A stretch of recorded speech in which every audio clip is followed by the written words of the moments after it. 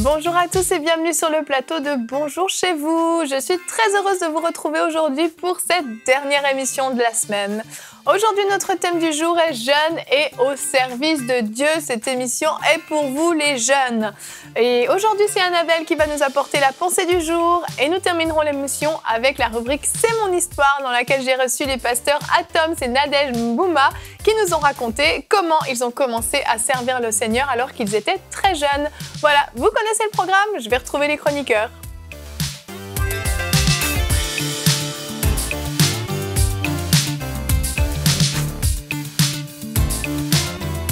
Bonjour à tous. Bonjour Evelyne. Ça va bien aujourd'hui? Comme des jeunes. Bien. Comme des jeunes. Tu rajeunis comme l'aigle. T'aurais pu raser ta barbe, tu Oui, perdais c'est vrai. 10 ans d'un coup là. Ah oui. C'est comme des... Là, tu serais peut-être passé inaperçu, mais là, désolé. Monsieur, tu seras monsieur. Eh oui, navré, tu seras monsieur. Aurélie, tu es une mademoiselle, ça va. Oui, mademoiselle. C'est bien, hein? C'est une bonne chose. Donc aujourd'hui, une émission pour les jeunes. Donc les jeunes, ça peut commencer tôt et ça peut aller loin, mais on va dire environ... 7 à 77 ans. Tu vas nous le faire à chaque émission pour les jeunes. On peut faire un petit replay de la dernière émission pour les jeunes, tu avais dit la même chose. Environ, allez, moi je dirais dès 12 ans, je vous mets dans la catégorie jeune et puis jusqu'à 25 ans, c'est bien, un peu plus même pour ceux... 77 ans. Ou 77 ans pour faire plaisir à Aurélie. Donc aujourd'hui, on va parler d'être jeune et d'être au service de Dieu, qu'on peut s'investir, servir le Seigneur dès le plus jeune âge, jusqu'à 77 ans, Aurélie. Oui. Et on va commencer tout de suite avec la pensée du jour.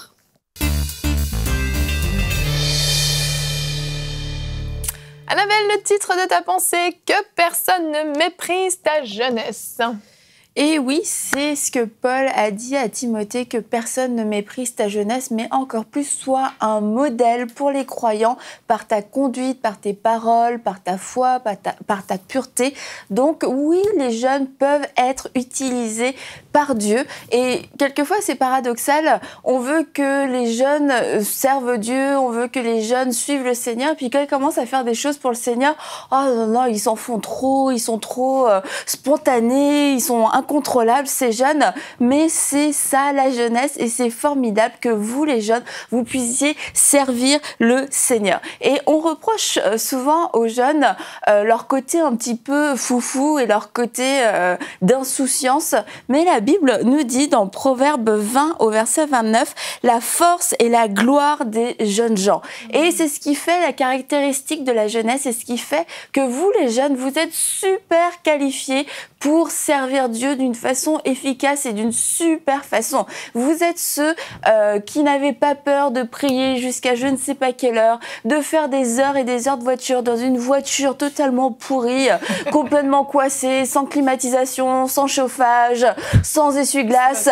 C'est pas grave, on doit aller encourager 3 jeunes à 3 heures de route d'ici, on va le faire. Et après, on dort chez des gens, chez la sœur un tel qui a juste une petite pièce et on se retrouve à 6 à dormir dans la même pièce. Alléluia, gloire à Dieu, on sert le Seigneur et c'est formidable. Donc, il faut profiter de ces années pour servir le Seigneur à fond, pour donner tout ce qu'on a et la force appartient aux jeunes. Donc, il faut en profiter et la mettre au service de Dieu. Et un conseil aussi que j'aimerais donner aux jeunes serviteurs de Dieu, c'est de servir le Seigneur et de ne pas servir les hommes. Parce que quelquefois, à cause de votre jeune âge, vous vous sentez obligé de prouver quelque chose, vous vous sentez obligé de rappeler à tout le monde que vous êtes appelé de Dieu, que vous êtes un serviteur de Dieu, que vous avez quelque chose d'intéressant à dire. Et la Bible nous dit que Jésus croissait en sagesse, en stature et en grâce devant Dieu et devant les hommes. Occupez-vous de votre croissance spirituelle, occupez-vous de votre relation avec Dieu et ne tombez pas dans le piège du regard des autres, du jugement des autres parce que je suis jeune, je dois prouver quelque chose, parce que vous mettez en avant pour pouvoir vivre de l'offense, pour pouvoir vivre du déshonneur, le recevoir et aussi en donner. Tout ce genre de choses qui vont finalement vous freiner dans votre service pour Dieu. Donc servez le Seigneur et ne servez pas les hommes. Et un autre conseil aussi, c'est si tu es jeune, assume ta jeunesse.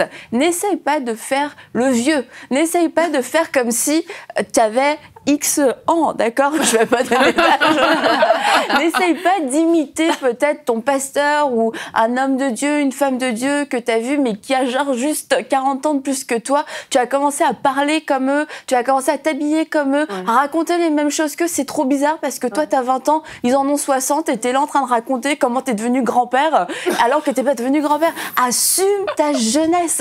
Ne deviens pas un copier-coller d'un homme ou d'une femme qui a le triple de ton âge. Sois inspiré par leur sagesse, sois inspiré par leur façon de servir le Seigneur, mais n'essaye pas de faire le vieux. Tu es un jeune, assume-le. Et dernière chose, ne te laisse pas non plus intimider. Ce n'est pas parce que tu es jeune que tu n'as rien à dire. Paul disait qu'on ne méprise pas ta jeunesse et sois un modèle par tes paroles. Si le Seigneur t'a appelé et que tu as quelque chose à dire, fais-le dans l'amour, fais-le dans la sagesse, mais dis-le. Tu peux être une source de bénédiction, tu peux être une source d'encouragement, tu peux bénir des gens autour de toi et ne te laisse pas diriger par la crainte. Ah oui, mais ils en savent tellement plus que moi, peut-être que je vais avoir l'air de ci, peut-être que je vais avoir l'air de ça. Dieu veut t'utiliser, peu importe ton âge. Jésus a dit, laissez venir à moi les petits-enfants. Et j'aimerais vous donner ce verset juste avant de terminer. Dans Job 32, en réalité dans l'homme, c'est l'esprit, le souffle du Tout-Puissant qui donne l'intelligence. Ce n'est pas l'âge qui procure la sagesse et ce n'est pas la vieillesse qui rend capable de juger. C'est l'Esprit de Dieu en toi. Donc peu importe ton âge, tu as ta part dans le royaume de Dieu et tu peux servir le Seigneur et tu dois servir le Seigneur avec ta force, avec ta vigueur, avec ta spontanéité. Ah, amen. J'aime bien ton verset. J'aurais dû le prendre en verset du jour. Tiens, je regrette. Je regrette. Mon verset du jour a perdu de son éclat. Du coup, je le mettrai à la fin. Non, super, ta pensée, elle est vraiment encourageante. Et avant de vous donner la parole, on a fait un micro-trottoir. Romain, notre reporter de France, a fait un micro-trottoir auprès des jeunes. J'aimerais qu'on commence tout de suite en regardant cette vidéo. Bonjour chez vous les amis, c'est Romain, votre reporter de MCI TV, ici en France, aujourd'hui à Paris. En ce moment, je réalise une enquête auprès des chrétiens qui m'entourent afin de leur poser la simple question: pensez-vous être trop jeune pour servir Dieu? Nous sommes à Paris, dans le 11e arrondissement, c'est parti. C'est bon, ça le fait ou pas? Ça le fait super, génial. Bien, hein. On continue? On continue. Ok.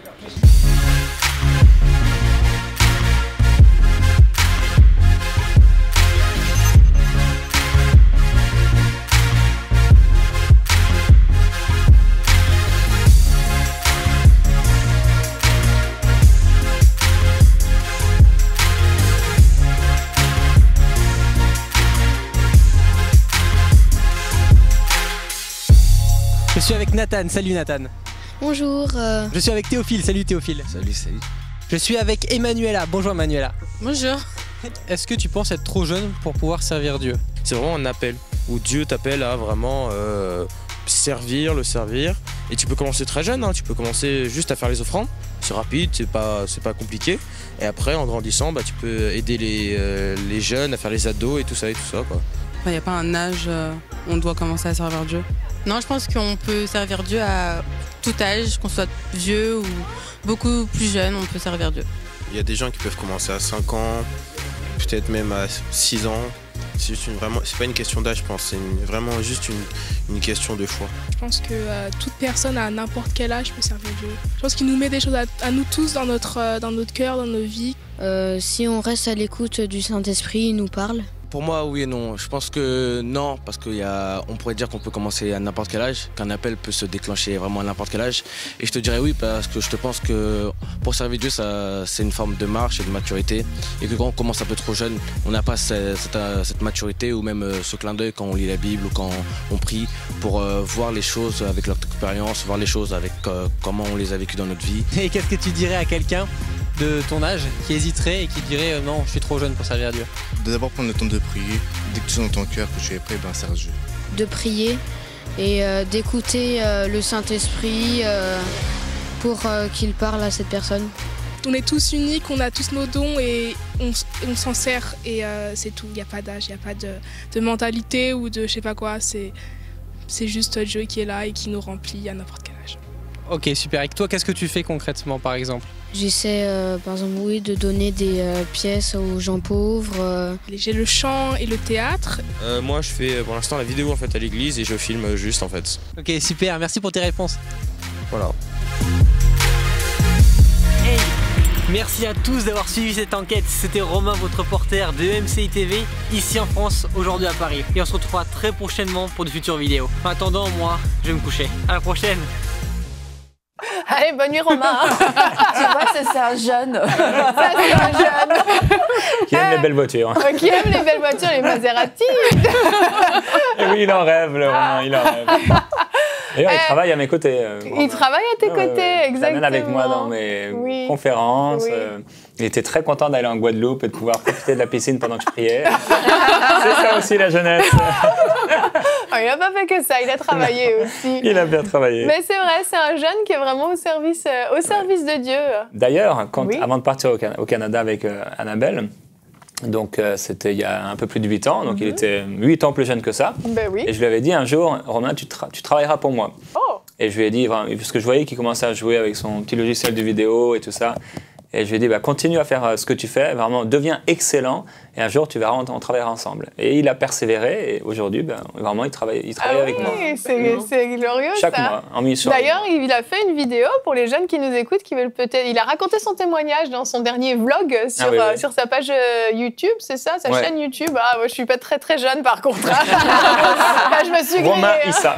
Romain Issa, c'est ça. Allez regarder son histoire, parce que c'est vrai qu'il a commencé très jeune. Et on voit dans ce micro-trottoir que les jeunes, quand même, ont envie de servir le Seigneur, sont capables vraiment de s'investir. Et puis, il y a plusieurs choses qui sont dites. Tu peux servir les jeunes, les ados, t'occuper des ados, peut-être pas les ados, moi je dirais plutôt les enfants, voire même à la pouponnière, les petits. Tu peux être à la caméra, tu peux être aux offrandes, parce que c'est rapide et c'est facile. Si t'as pas l'argent de poche, au moins. Mais on voit qu'il y a matière quand même pour les jeunes. Il y a des choses qui peuvent être faites si on est à l'écoute du Saint-Esprit, comme l'a dit un des jeunes aussi. Et puis même s'il y a des pasteurs qui nous écoutent, c'est important de leur laisser la place. Surtout la génération des milléniaux et de ceux qui suivent, qui n'ont pas encore de nom, parce que c'est des jeunes qui veulent changer le monde. C'est vraiment une génération qui, beaucoup plus que les générations précédentes, a ce feu de on veut changer le monde parce qu'on voit que le monde va mal. Et dans les églises, c'est une force vive dont il ne faut surtout pas se priver. Et il faut investir, il faut leur laisser la place. Il ne faut pas hésiter à investir en eux pour les envoyer se former, pour les envoyer à des conférences, et leur laisser de la place. C'est que quand on était pasteur à Drummondville, à un moment donné, vraiment, c'était les jeunes qui étaient le dimanche matin. Franchement, nos jeunes étaient extrêmement actifs entre les caméras, le mixage vidéo, le mixage son, la mise en place des micros, même l'éducation chrétienne. L'école du dimanche, les 3/4, c'était des moins de 25 ans qui faisaient école du dimanche. Ils étaient glorieux parce qu'on se retrouvait avec une génération un peu creuse et je pense que c'est un peu caractéristique des églises. Ma génération, là, on va dire entre 40 et 55, on est une génération creuse. Il n'y en a pas beaucoup. Et la génération au-dessus de 55, il y en a beaucoup. Mais les jeunes sont une génération nombreuse. Et donc, on était en sandwich. Et les églises, si elles n'investissent pas sur ces jeunes-là, vont se priver d'une force vive que Dieu veut. Donc, il faut leur laisser la place. Puis, ils ont le feu de Dieu en eux. Ils veulent. Et puis, Dieu les appelle. Donc, il faut leur laisser. Vraiment. Dans le respect, dans le respect, c'est pas eux qui dirigent l'église. Clairement Non, mais c'est ça, mais dans un cadre bien précis, avec des missions bien précises, ils ont vraiment ce cœur pour Dieu. Et comme tu le disais dans ta pensée, Annabelle, ils sont prêts à tout, à s'entasser dans une voiture sans clim, sans essuie-glace, sans chauffage. C'est vrai ça, parce que dans mon église, on fait la mission à Moncton, c'est à 9 heures de route. Mais il y a des jeunes que le pasteur a envoyés, mais ils prennent la voiture et puis ils font 9 heures de route, juste comme ça. Et puis ils vont en mission et on voit que l'œuvre à Moncton, là où on va, elle est en train de grandir. Mais il n'y avait pas, c'est pas un père qui a déjà 2, 3, 4 enfants qui va laisser sa famille pour faire 9 heures de route. Mais c'est ça. C'est vraiment des jeunes comme ça, c'est une force pour l'Église et pour la croissance aussi.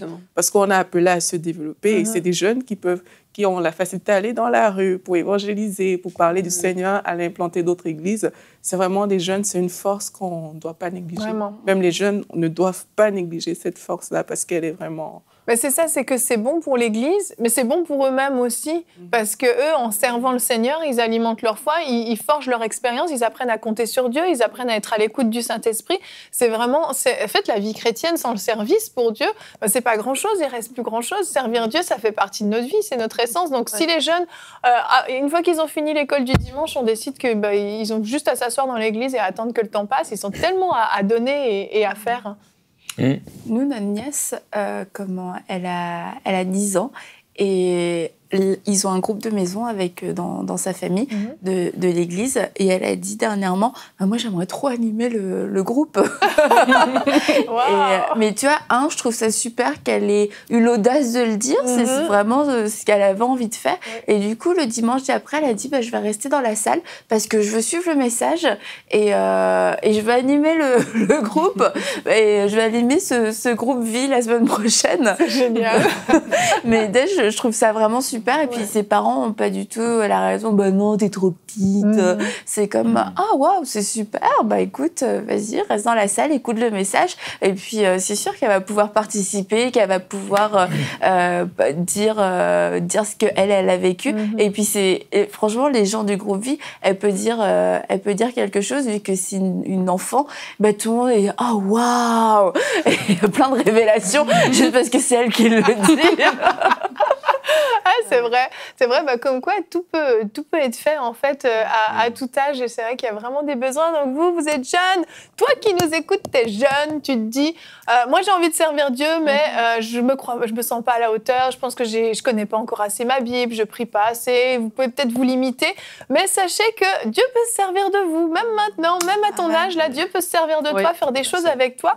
Donc tu peux voir dans ton église là où il y a des besoins, où tu pourrais t'impliquer, t'investir. Il y a plein de choses qui peuvent être faites, plein de choses très, très, très variées.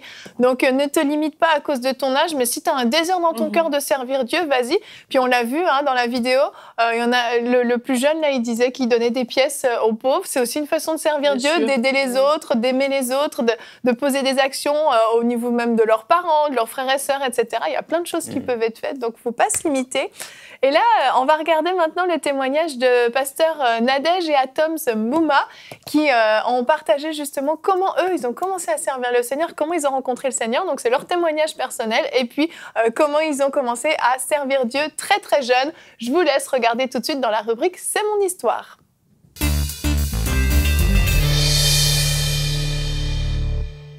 Et on se retrouve pour la rubrique « C'est mon histoire ». Aujourd'hui, j'ai le grand privilège d'être avec les pasteurs Atoms et Nadège Mbouma. Et je me suis entraînée depuis la dernière fois.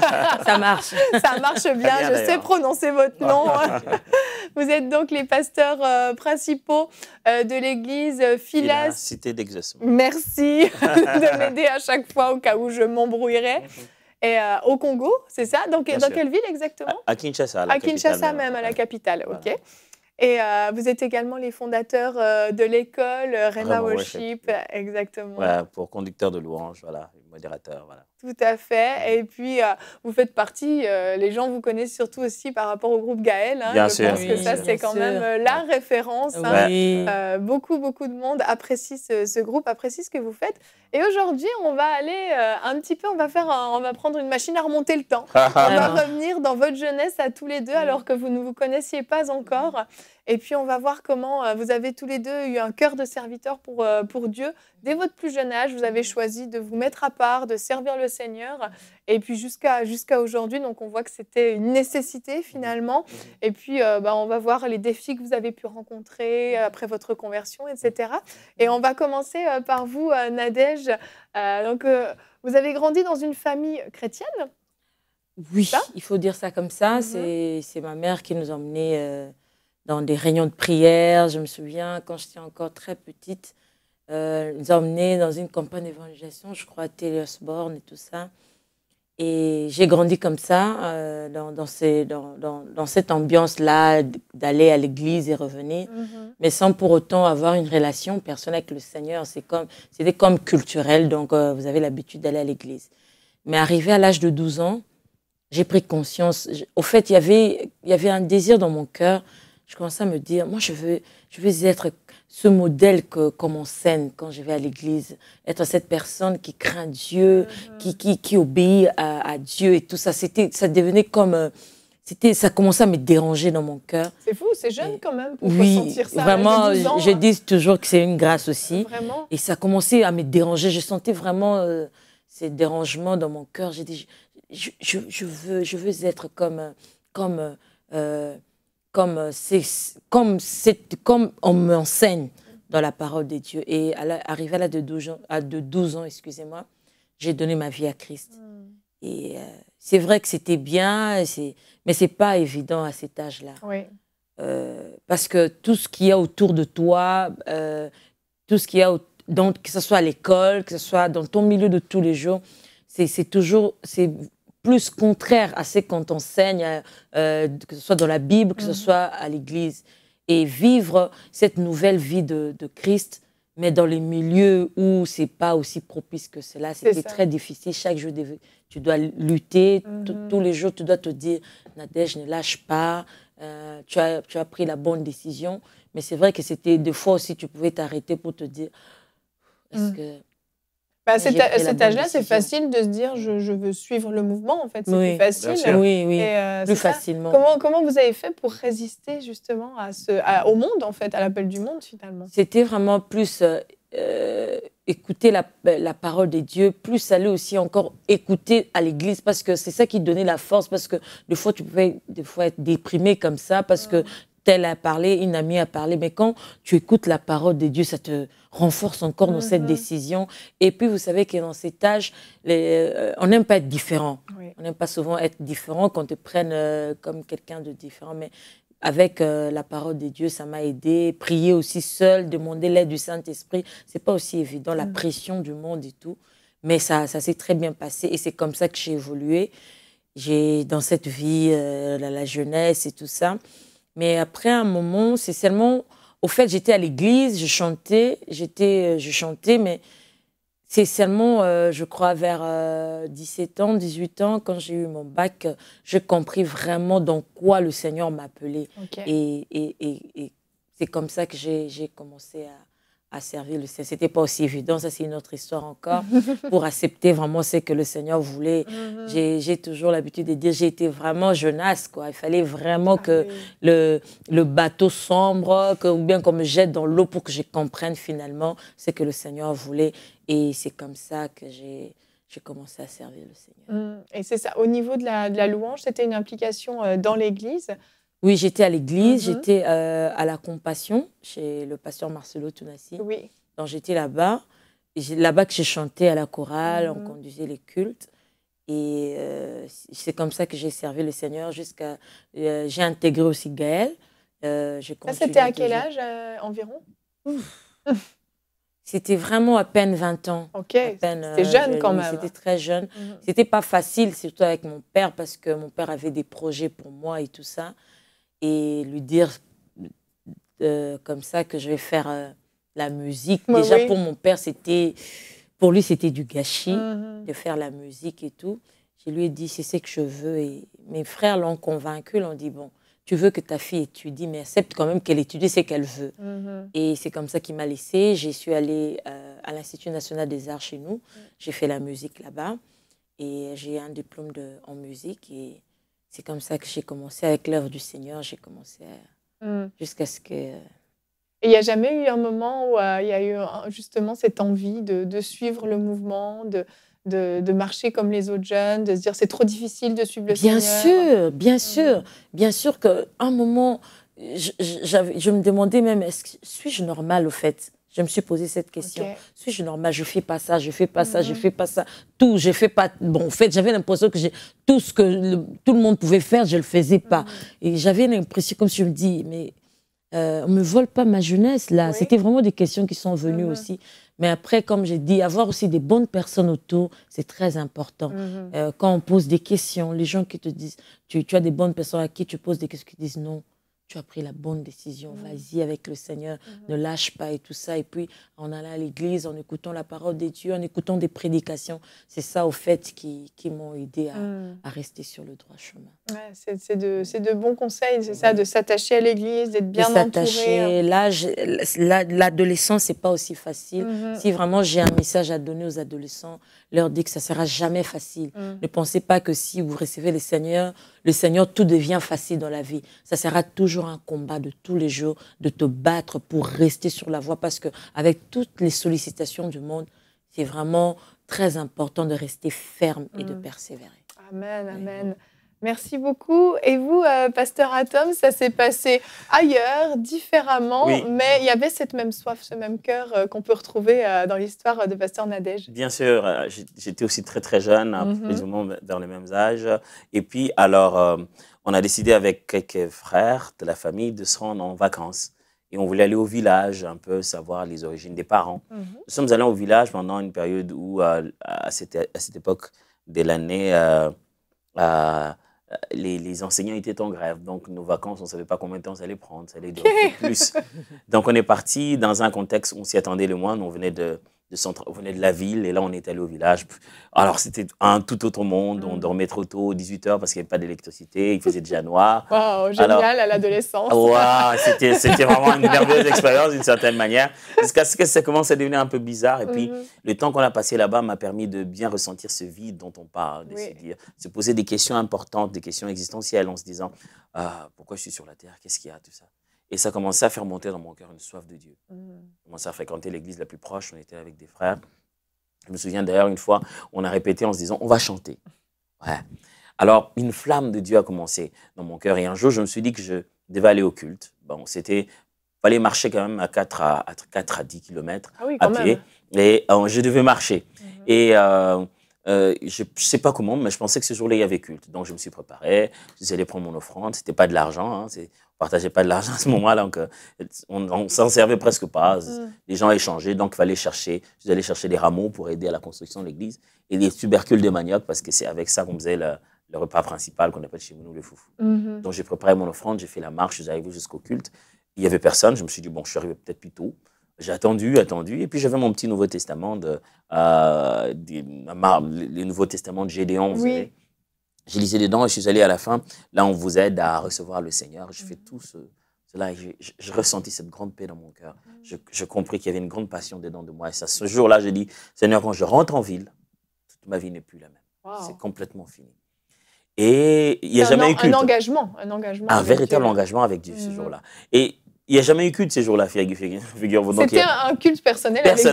Un rendez-vous avec Dieu. Cette flamme, c'était Dieu qui m'appelait. Wow. Ça n'arrive pas toujours à tout le monde nécessairement de la même manière. Mais après, quand je suis rentré, c'était l'adolescence. Je me suis dit, je suis revenu avec des choses à vendre. J'étais le petit riche de ce moment-là.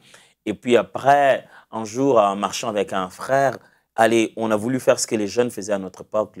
Alors, il voyait une belle fille, il s'est dit, bon, je vais l'aborder et tout. Et alors, il m'a dit, pourquoi tu n'abordes pas cette fille-là? Tu n'abordes jamais les filles. J'ai dit, ok, je vais y aller cette fois-ci. Quand je marchais pour la suivre, je la laissais partir. Plus je me posais la question, plus j'avais cette conviction dedans de moi. Qu'est-ce qu'elle t'avait promis quand tu sortirais du village? C'est pas la bonne direction. Le lendemain, je suis rentré à la maison, il y avait une de mes sœurs qui avait radicalement changé depuis notre retour. Et elle était vraiment une autre personne. Et je l'ai vu 2 fois lire des documents qu'il appelait des affermissements. Je regardais le contenu, je dis, amène-moi aux affermissements. Alors, il m'a amené chez l'encadreur qui donc lui donnait des affermissements, qui m'a mieux fait comprendre l'engagement que j'avais pris avec Dieu. Et c'est là que j'ai commencé à avoir mes premières leçons, des affermissements. Moi, je pense qu'une chose qui aiderait beaucoup un jeune qui vient de donner sa vie au Seigneur, c'est de s'affermir. Un peu comme Nadège a dit. trouver un contexte de recevoir l'enseignement de façon intentionnelle et de façon suivie. Vous savez, nous sommes à la période de la technologie où l'information est très disponible. Alors, ce n'est pas comme ça que ça se passe, les choses spirituelles. Ça demande toujours, Dieu toujours utilise une personne. Quand vous avez l'opportunité d'avoir un individu, n'allez pas juste chercher de la matière. N'allez pas juste chercher un PDF et le lire par vous-même. Si vous avez l'opportunité d'avoir des gens, restez à leurs pieds, écoutez-le, réservez ce mentorat, c'est très important. Alors, c'est ce que vous avez fait justement, dans cette petite église ménonite à l'époque. Oui, à l'église ménonite à l'époque, dans la jeunesse. Alors, le pasteur Eddy, qui était celui qui me prenait en charge, a dû commencer à me donner les ABC et petit à petit. Donc, avec cette grande flamme de Dieu, je me suis mis à servir dans tous les départements de l'église. J'étais en train de gagner les âmes. Chez nous, vous alliez gagner d'âmes. Et puis, il y avait ceux qui allaient faire la visite pour les préparer, les prévenir qu'il y avait culte. Et puis, il y avait ceux qui faisaient le protocole pour les recevoir quand ils viendraient. D'autres qui faisaient l'intercession, qui prieraient pour eux à la fin. Et moi, je faisais tout ça. Et puis après, j'ai commencé à conduire le culte. J'avais juste une grande flamme pour Christ que j'avais envie d'en parler aux autres. Et puisque quand je parlais aux autres, ils me posaient des questions un peu bizarres. Alors, j'avais besoin de réponses. Donc, du coup, j'ai quitté l'école. Je revenais à 1h de l'après-midi, donc 13h. Et à 13h, 14h, j'étais à côté de ma Bible. Je regardais tout. 15h, j'allais évangéliser. Donc, cette flamme, je pense que quand on est jeune, c'est le meilleur moment, surtout quand on est ado, de se remplir de Dieu, si je dois dire ça comme ça. Faire toutes ces choses pour lesquelles on a le temps. De le faire très bien comme une base, hein, une fondation. Le faire le maximum. Aller exprimer toute sa folie pour le Seigneur. C'est le meilleur moment. Et je me souviendrai toujours de cette expérience. Un jour, je suis allé jouer au foot avec des amis. Allez, quand je dis jouer au foot, il ne faut pas imaginer des bottines et des ballons. Donc, c'est pieds nus avec... dans le sable. Dans le sable. Terre, quoi. Exactement. Et notre poteau, c'était en fait un pneu. Il fallait essayer de mettre le ballon à l'intérieur. Ah, c'était difficile. Ah ouais, très, très difficile. Ça nous a beaucoup forgé. Oui. Et pendant qu'on jouait avec les amis et tout, je ne sais pas ce qui s'est passé. Puis, je me suis tordu la cheville, quelque chose comme ça. Et le soir, je devais conduire le culte. Donc, je venais là au culte un peu en boitillant. Mon responsable m'a vu, il a tonné sur moi. Il a dit, c'est pas normal. Toi, tu vas venir conduire le culte, tu vas jouer au football. Il y a des choses que tu ne peux plus faire, toi, tu sais, parce que Dieu a besoin de ton corps. Ces jours-là, ça a tout changé dans ma tête. Ouais, il y a des choses que je ne suis pas obligé de faire. C'est une réalité, vous savez, quand on est ado à ce moment-là, on a l'impression que devenir enfant de Dieu, ça nous fait exclure ou ça réduit des choses à faire. Son monde devient petit. Mais en fait, ce que j'ai appris à faire à partir de ce moment-là, à me poser la question, est-ce que je suis obligé? Est-ce que je suis obligé? Qu'est-ce que ça investit dans mon avenir? Si je joue au foot, est-ce que je veux devenir footballeur, moi? Non. Alors, je me sentais, moi, quand j'étais de l'autre côté en train de conduire le culte. Alors, je préfère éliminer dans ce qui ne m'amène pas vers mon appel et investir dans ce qui amène dans mon appel. Alors, à partir de ce moment, j'ai commencé à regarder ma petite liste, à réduire certaines fréquentations, à réduire certaines choses qui n'en valaient pas la peine. Paul le dit si bien, tout m'est permis, mais tout n'est pas utile. Et ça, c'est une chose à apprendre aux jeunes, surtout aux adolescents. Parce qu'il y a une très grande sollicitation là-dehors. Il faut toujours se poser la question, est-ce que ça m'édifie? Quand je parle d'édifier, je ne dis pas toujours, est-ce que ça parle de Dieu, est-ce que c'est spirituel? Non, on a besoin d'une édification aussi émotionnelle. C'est juste te sentir bien, ajouter quelque chose à ce que tu as déjà, te sentir plus revigoré dans ta foi. Est-ce que cette relation m'édifie? Est-ce que cette personne m'édifie? Est-ce que ce milieu m'édifie? Alors, Dieu, par sa grâce, nous a permis d'avoir des bons amis, des bons milieux, des bons encadreurs, des bons mentors. Et c'est ce dont je me souviendrai toujours, que je suis allé de mentor en mentor et qui ont littéralement bâti ce que je suis aujourd'hui. Je parlais tout à l'heure de mon encadreur, le pasteur Eddy, de ses mains, je suis allé entre les mains du fait Alain Moloto, celui qui nous a conduits pendant plus de 15 ans. Et puis, chez lui, je suis allé chez le pasteur Roland Dallot, de qui j'ai reçu même les bâtons pour diriger cette église. Donc, ces personnes sont venues donc, à un moment important qui nous a permis de faire le meilleur de nous-mêmes dans notre jeunesse. Parce que la jeunesse, on n'a qu'une seule fois. Il y a bien de choses qu'on aimerait faire, on n'en a plus ni la souplesse, ni la disponibilité, ni la facilité, ni la dextérité. Cette période-là est unique. Et quand on doit faire quelque chose, on doit le donner au Seigneur. Et donner au Seigneur ne signifie pas que vous ne ferez plus rien de votre vie, mais ça signifie que vous ferez tout selon que cela est important pour votre destinée. Vous allez tout matcher par rapport, tout faire coïncider à votre raison d'exister. Et ça, c'est très important. Et du coup, je commençais à faire des choix différents. Quand il fallait aller à l'université, au début, je voulais faire le droit. J'ai même commencé à faire 2 années de droit. Et puisqu'il fallait tout remettre au Seigneur, le Seigneur m'a remis sur la route. Il dit, ah, c'est pas ta route, ça. Et donc, je suis allé faire la musique un peu comme ma femme. Moi, j'ai fini en écriture musicale. Et puis après, je suis allé faire la gestion des affaires et des trucs comme ça. Mais toute ma vie après, j'ai fait des choix que je ne regrette jamais parce que j'ai posé des bonnes questions. Et à la fois à Dieu, et aux encadreurs, ou des gens que Dieu a mis tout autour de nous. Et ça, moi, je pense que c'est un grand encouragement que j'aimerais donner aux jeunes, aux ados, d'apprendre que à cet âge-là, on a l'impression que on veut vivre la vie à sa version. On veut vivre la Bible et la vie à sa manière, en se disant, ah, ça, c'était à votre époque. Moi, ça ne serait pas comme ça. Je peux vraiment vous dire que ceux qui sont venus avant nous ont appris beaucoup de choses. Ça nous ferait gagner du temps de pouvoir apprendre à partir d'eux. C'est très difficile d'apprendre la vie par essai-erreur. La meilleure façon de faire, c'est de suivre des chemins qui sont déjà tracés. Et moi, vraiment, j'encouragerais les jeunes, faites-vous mentorer. Posez des questions. Recevez l'enseignement de base de la parole de Dieu. Les pasteurs sont là pour ça. Posez-leur des questions, grandissez. Et je vais encourager les parents à ne pas penser que l'intégralité de l'éducation de votre enfant ne se fait qu'avec vous-même. Si vous le voyez à côté de quelqu'un de bien, encouragez-le à rester avec eux. Et ça, c'est quelque chose qui m'a tellement béni, en fait. Les parents, ils savaient que quand je suis avec le pasteur Eddy, avec le pasteur Papa Alain Moloto, quoi, ils savent que je suis entre des bonnes mains. Ah, bah, tu étais là-bas, je ne ramenais pas des mauvais rapports parce que finalement, ces personnes m'ont influencé positivement. Parents, quand vous pensez que l'enfant est à côté des gens qui les influencent positivement, laissez-le. Donnez-leur un peu plus de temps pour ça.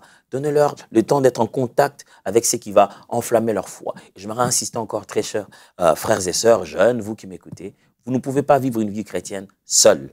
Vous avez besoin de la vivre avec des gens. Rapprochez-vous de ces personnes et vous grandirez davantage. Exact. Amen. Exact, comme il a dit. Oui, oui, comme il a dit aux parents, c'est surtout ça avec les parents. Quand vous constatez que votre enfant s'attache à quelqu'un et vous étudiez, vous regardez, vous observez, vous pensez que la personne, c'est une très bonne personne, une bonne chrétienne, une personne qui craint Dieu, chrétien ou chrétienne, qui craint le Seigneur, qui marche selon la voie du Seigneur, c'est bien de laisser vos enfants parce que vous ne pouvez pas toujours tout donner. Vous ne saurez pas donner tout à vos enfants. Oui. Et lorsque vos enfants s'attachent à des bonnes personnes, il faut les laisser parce qu'ils apprendront vite aussi avec d'autres personnes. Amen, amen.